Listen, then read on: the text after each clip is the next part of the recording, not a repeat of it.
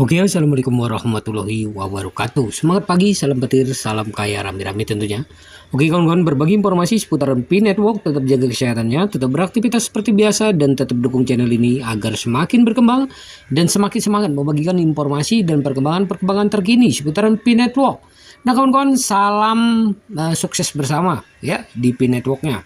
Nah, Donald Trump menyebutkan jaringan Pi ke 4 kali, maksudnya kawan-kawan, tersebutkan 4 kali di KTT kripto pada 7 Maret 2025 kemarin. Pada acara Crypto Summit yang sangat dinantikan pada tanggal 7 Maret 2025, mantan Presiden Amerika Serikat atau Presiden sekarang ya, memang sudah pernah menjadi Presiden Amerika dan kembali lagi menduduki Presiden Amerika yang menyampaikan serangkaian pernyataan yang menarik perhatian komunitas mata uang kripto.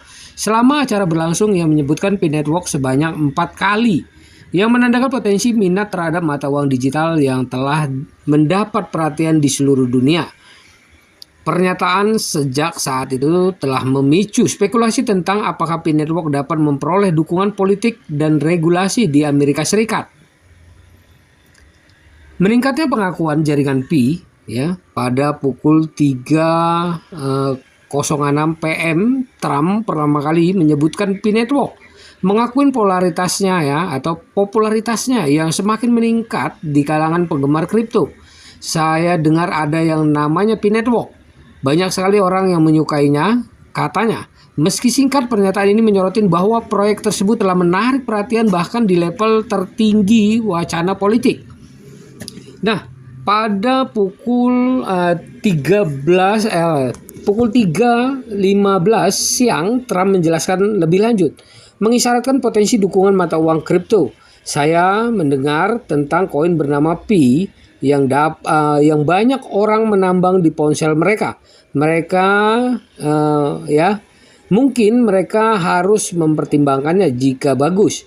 Mengapa tidak membiarkannya tumbuh di Amerika? Kata-katanya menunjukkan keterbukaan untuk mengeksplorasi proyek tersebut, khususnya dalam konteks perkembangan sikap pemerintah Amerika Serikat terhadap regulasi mata uang kripto. Nah, pada pukul 3.20 PM ya, ketertarikannya tampaknya semakin dalam saat ia memuji aksesibilitas Pi Network. Saya baru saja mendapat lebih banyak laporan tentang Pi Network ini. Mereka mengatakan jutaan orang menambangnya secara gratis di ponsel mereka. Jika itu benar, itu ide yang jenius. Mungkin kita akan mengundang mereka untuk berbicara pernyataan ini, ya. Maksudnya mengundang para core team Pi Network, ya. Nah, ini menggarisbawahi keunikan pendekatan penambangan berbasis seluler Pi Network, tetapi juga mengisyaratkan kemungkinan pertemuan dengan para pendiri atau perwakilan dari proyek Pi Network itu sendiri. Nah, pernyataan paling penting muncul pada pukul 3.30 PM saat Donald Trump mengutip David Snacks, seorang investor teknologi dan pengusaha terkenal, sebagai sumber informasi tentang Pi Network. Saya baru saja mendengar lebih banyak tentang Pi Network dari David Snacks. Mereka mengatakan bahwa Pi Network gratis, mudah digunakan, dan jutaan orang telah bergabung. Ini mungkin yang kita butuhkan untuk menghadirkan kripto kepada semua orang. Saya akan mengirim tim saya untuk menyelidiki lebih lanjut. Pernyataan ini menunjukkan minat yang lebih serius terhadap proyek tersebut dan mungkin mengarah pada penyelidikan lebih lanjut tentang legitimasinya dan peran potensialnya di masa depan keuangan digital. Nah, apa itu jaringan Pi? Pi Network adalah proyek mata uang kripto berbasis blockchain yang bertujuan untuk membuat penambangan aset digital dapat diakses oleh pengguna sehari-hari. Tidak seperti Bitcoin dan mata uang kripto utama lainnya yang memerlukan daya komputasi dan listrik yang signifikan untuk menambang. Pi Network memungkinkan individu untuk mendapatkan token Pi menggunakan aplikasi seluler tanpa menghabiskan energi yang berlebihan. Model ini telah menghasilkan pertumbuhan eksponensial dengan jutaan pengguna. Disebut sebagai pelopor berpartisipasi dalam jaringan di seluruh dunia.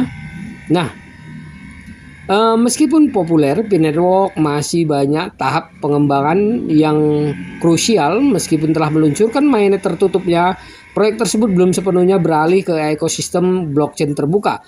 tempat token P-Network dapat diperdagangkan secara bebas. Tonggak pencapaian yang tertunda ini telah menghasilkan diskusi berkelanjutan dalam komunitas kripto mengenai kelangsungan jangka panjang dan kegunaan di dunia nyata.